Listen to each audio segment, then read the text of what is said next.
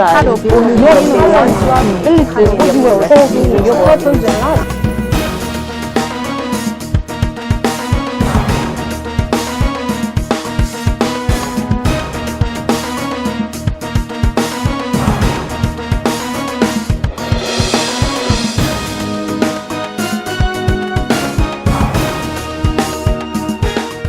Thank you very much for still staying on with us. It's Passion TV. I am Sebastian Valentine, and we are still having the conversation on being a woman. I hope you're following the series, and I hope this makes sense to you. Join me and welcome Mrs. Uche Umana. You have that beautiful smile. Oh, thank you very much. Thank you so much for being here, and thank you for accepting to feature in this series. Let's begin this conversation like this. What does it mean to be a woman? Well, for me, being a woman is not about the gender, is understanding the responsibility you hold first as a life giver, like a co-creator. Every woman at a point is a co-creator. And over time, it's taking on the responsibilities that comes not just with having to run a family, but also run a business, run your life, and above all,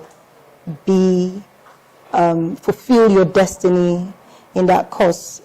When we talk about being a woman or being female, I mean, nations are referred to as she. It is for a reason. It's because of our ability to be creative or to be productive and also to procreate.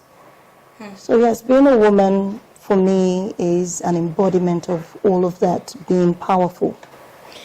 While I was scripting for this, I was trying to put together some stories, one about myself particularly. I'm not bold enough to tell that story yet. I hope I'll be someday. I know I'll be someday. Oh, you will. But this question kept coming to my mind. At what point is a woman really? Is there a difference between a girl and a woman?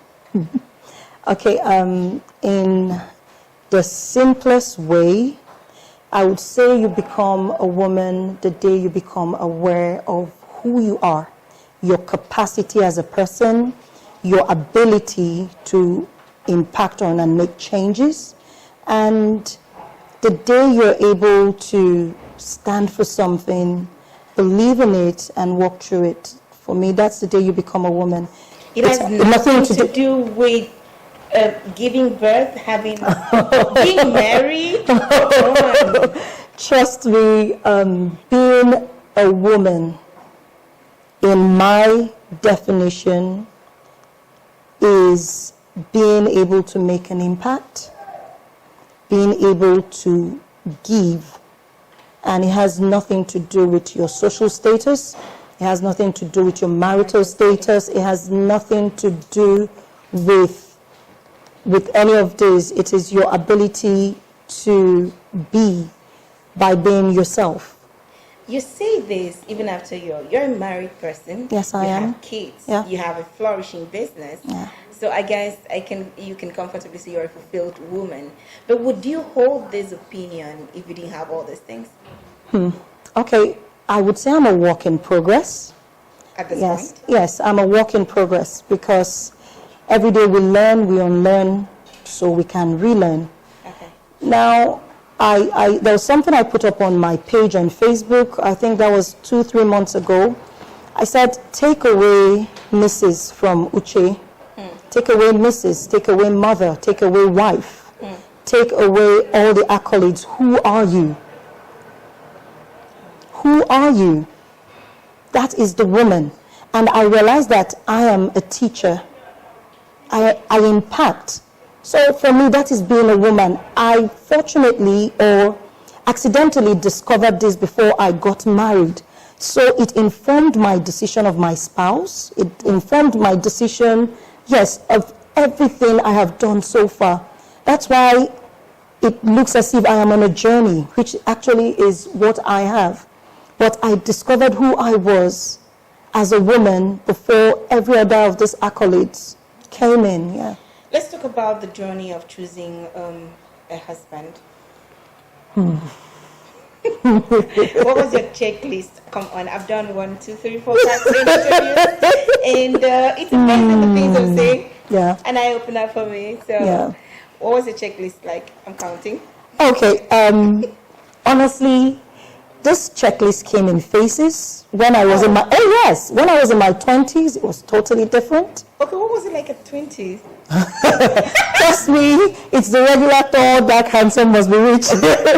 But the older you get, and the more aware you become, it begins to change. And the more you develop yourself, you now gain clarity on your journey. So by the time I was ready to get married, I had to be ready. Oh yes! Oh no! I mean, I Trust think me. it's something the society expects of you. So you're at this age, then you should be married. So do you see, have to please, get ready for marriage? For every woman, and I'm saying this to every young girl out there, every single woman out there, please, this is not a race. This is not a popularity contest. Getting married is a phase in life, and you must be ready before you get to that point. So when we're talking about getting married, you are looking at what is my destiny as a person. I had to realize what I was called on earth to do as Uche Umana, and when I realized where I was, it became my checklist. So any man that fits into that journey, because when God created man, he said, I'm getting for you a companion. So if someone is your companion, if someone is your partner, you're supposed to be on a journey together. So it means the man has to be clear about where he's going to, and you as a woman should be clear about your journey. And that becomes your checklist. Where do I see myself in 10 years, in 20 years? What do I want to achieve in life? What have I discovered as my purpose in life? So once you're clear about that, then when the man comes, it becomes your checklist. Because you say, yes, this is what I want to achieve, because that's why I got my clarity. It became my checklist. So when my husband came, I said, okay, you had told yourself that in the first 10 years of your life, this is what you're going to do. So when we were having that marriage conversation, I brought it up. And I wasn't just listening to what he was saying, I was listening to what he wasn't saying. What basic questions do you ask? Okay, he met me on a journey, like I said, I had started my business, I was working, and I asked him, and then we lived in separate states. So he would always come to see me, and I needed to know if it was a brother, because I insisted that he comes to see me. And to him, he was okay with it, and I kept asking, so what if we get married? He's like, look, as long as you're clear about what you're doing, I'm all for it. And it wasn't just because he said it, it was because of all he did to support that journey. So it's not just the words, it's the actions. All of the actions, very important. You have to learn to read people's body language. You have to listen to what they say and what they don't say. It's a place of love and feelings and butterflies and stomach, you know. No, but like I said, when you find someone who is compatible with where you're going to, then those things, you find out that those things are actually built into your destiny, your destination. That's why it has to be about you first. Okay. So other than the decision to marry, what other tough decision have you made in life? Having to relocate. Oh, wow. Was that tough, right? Oh my goodness. In fact, your husband live in separate cities? we used to, but I had to relocate to. Oh. Yes, it was a decision. What decision was it? Yours, or did you reach a compromise? Like I said, we actually take decisions together. Okay. So what we did was the first year or 2 years of the marriage, I actually lived in a separate city. Yes, I did. That's why I said you need to understand who you're getting into a relationship with. We lived in two separate, not city, states. I was in River State, he was in Akwa Ibom State. Okay, that's not too far.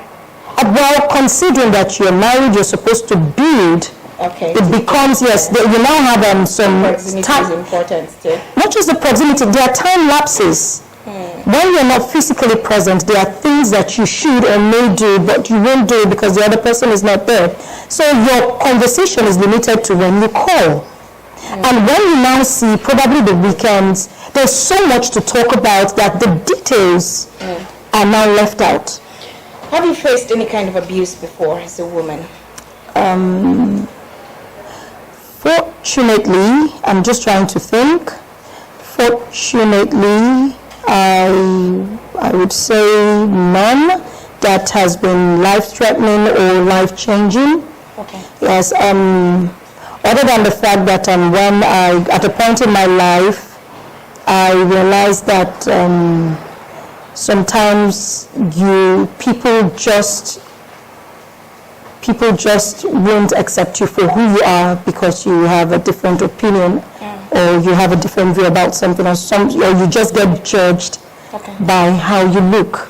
So what about, what would you say to women who go through some kind of abuse, to girls who, how can they even identify an abuse? How can someone tell that this person is trying to abuse me right now? Okay, so I may not have had first-hand experience, but I have friends, and also being a mother of 2 girls, I have to be aware of what is happening. And with social media and platforms, you see not just you don't just hear the stories of the abuse, but you actually see the exact act.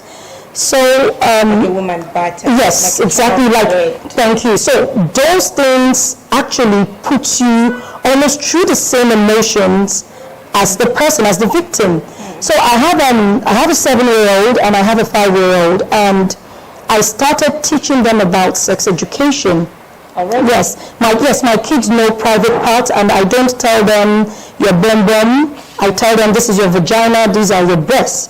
Nobody should touch it. They are your private parts, and if anybody should touch it, that is the time money can hurt someone. So my kids are aware of that, and they also know the limits. Now, when it comes to an adult that is going through any form of abuse, not just the sexual abuse, maybe the domestic abuse, I said something when I started all of this. You have to first of all discover purpose, like your ability to say no, especially to domestic violence, what is all around the value you place on yourself. Who is Uche outside the marriage? If you can bring yourself out like I did, take away mother, take away wife, take away educator, take away all these titles, who is Uche? If you can identify who she is, then you can say no. What have you dealt with so much that was probably a near-death experience or a near Waterloo experience? You know, at the point where you felt that I think I'm just going to give up at this point or something. Or whatever brought you down? Well, you look too strong to ever be brought down. Trust me. I have a sister that survived cancer. Oh, wow. My family has been through a lot of emotional roller coaster. I have a sister that survived cancer. And then there was a point in my life when my mom had a major surgery, and I had to shuttle between work to take care of her. And for me, those experiences, especially my sister fighting cancer and me having some days when I wake up and I am so scared to call because I don't want to go through that emotion that probably I'd lost her. So for me, those were like my very low periods. Then also there was something nobody talked to me about, which I actually faced at a point in my life, which is a postpartum depression after I had my child. Yes. People don't talk about it because they expect you to, you're a mother, you should be grateful. But a lot of us, especially the very active ones, the ones who are out there in the forefront, running your businesses, nothing prepares you for that journey, for that transition. So I went through that phase in life, and like I said, the person you're with matters a lot. The person you choose to spend the rest of your life with or walk that journey with matters a lot, because at a point my husband understood that she was going through something, and we came out of it together. So I've really had some humbling experiences that makes me see life differently, and also helps me with the decisions I take concerning dealing with people. Okay, I think I'll take you out from that journey. Thank you. Okay, Thank so you. before we round off, let's talk about women and the society we live in. Women in Nigeria, being a woman in this setting, in this nation, Yeah. in this world today. Okay. You could use that chance to talk to women out there. Okay. Now let me say this to every woman out there. I can speak authoritatively on my life because I have been through my journey. I have been on both sides of the divide where at a point in my life I felt entitled, because that is what you grow up to be told and taught as a woman. Just be good, just make sure you do this and expect to marry a good man. But I also got to the point in my life where I realized that while waiting for the good man, you can develop yourself. You can become a woman that supports a partner rather than becoming a liability. So if I'm going to talk about, or if I'm going to give a word to a woman out there, I would say to you, take away the entitlement mentality. Nobody owes you. Whatever you get in life, in relationship, is an added advantage. If someone can do it, then you can also do it. Please do not take our sex. Our sex should not mean that we are slower in processing information or that we cannot achieve more. Our sex should not in any way make us feel that way. We are strong, we are wise, and we can be great. Thank you very much. You're welcome.